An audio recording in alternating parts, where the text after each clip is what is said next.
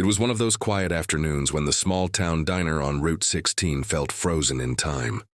The ceiling fans turned lazily, sunlight streamed through the dusty windows, and the hum of an old jukebox filled the air with soft country tunes. Everything was calm, until the front door creaked open, and a young girl with trembling steps entered, holding a cane with one hand and her heart with the other. Her name was Lila, a 17-year-old girl born with a limp in her left leg, after a childhood accident that left her partially disabled. She came in every week to sit by the window, order her favorite milkshake, and read the same old book, because it made her feel like the world outside wasn't as cruel as it really was. But that day, the world didn't spare her. If you believe that kindness can still heal the world, that second chances can save broken souls, then please like, comment, share, and subscribe to our channel Kindness Speaks. Your support helps us keep spreading stories that remind people to be human again. Leela limped to her usual booth, smiling politely at the waitress Martha, who had always treated her kindly. But sitting 2 tables over were 3 young men, loud, arrogant, and reeking of beer and trouble. They noticed her the moment she walked in. To them, she was an easy target, fragile, quiet, different. They smirked, whispered, and waited for the perfect moment to turn her peace into pain. As Lila tried to sip her milkshake, pretending not to hear the mocking laughter, one of them, a tall, scruffy man in his 20s named Derek, stood up and walked toward her. His boots echoed on the diner floor like a drumbeat of cruelty. He leaned over her table and said something vile, something that made her cheeks burn with shame. She didn't reply. She just stared down, clutching her cane, wishing to disappear. And then, out of nowhere, he slapped her.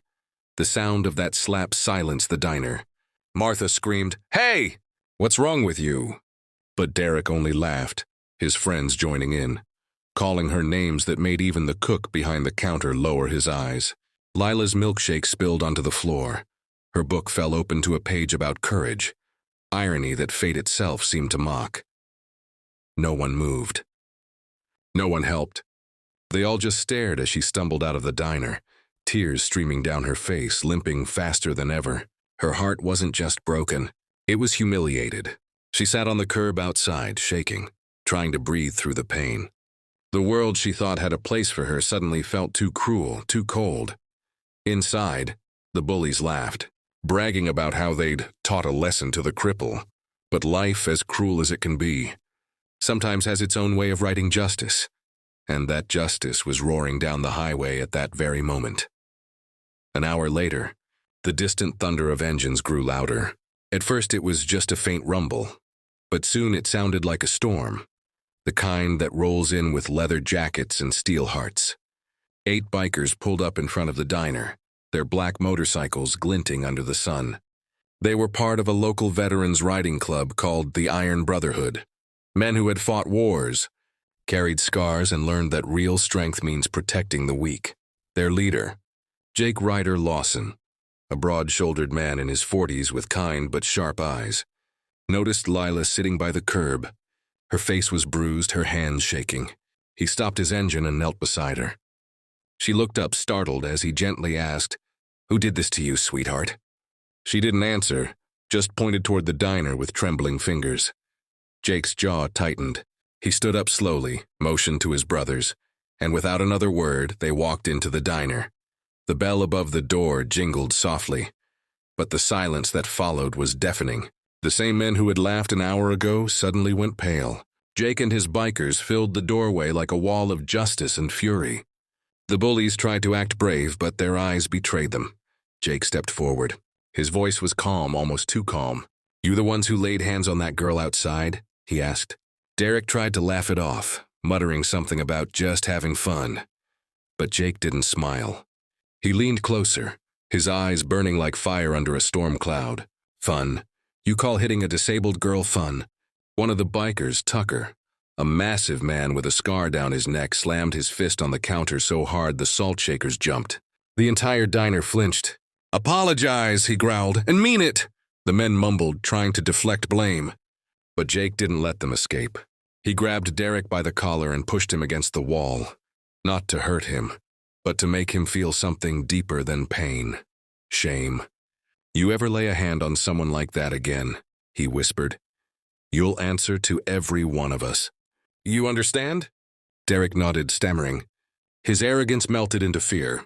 The other bikers stood like silent sentinels, their presence heavier than any threat. Then Jake turned toward the waitress, handed her some cash, and said, "For her meal. And a milkshake. The one she couldn't finish." They walked out, leaving the diner in stunned silence. Outside, Jake crouched beside Lila again, handing her a new milkshake with a soft smile. "Don't let the world change that heart of yours," he said. "There's still good people out here, you just met a few."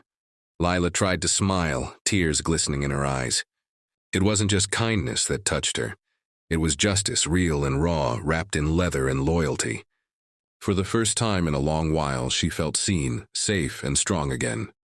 Word of what happened spread fast.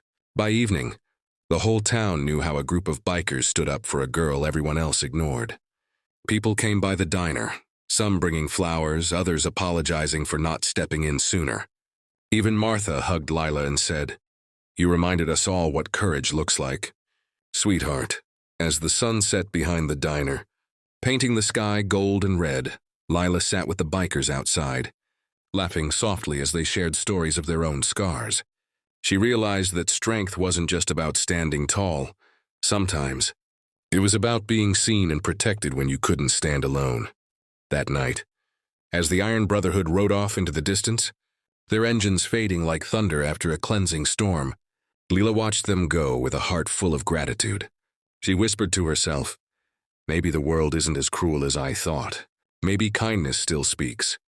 If this story touched your heart, please like, share, and subscribe to Kindness Speaks. Let's remind the world that compassion isn't weakness, it's power.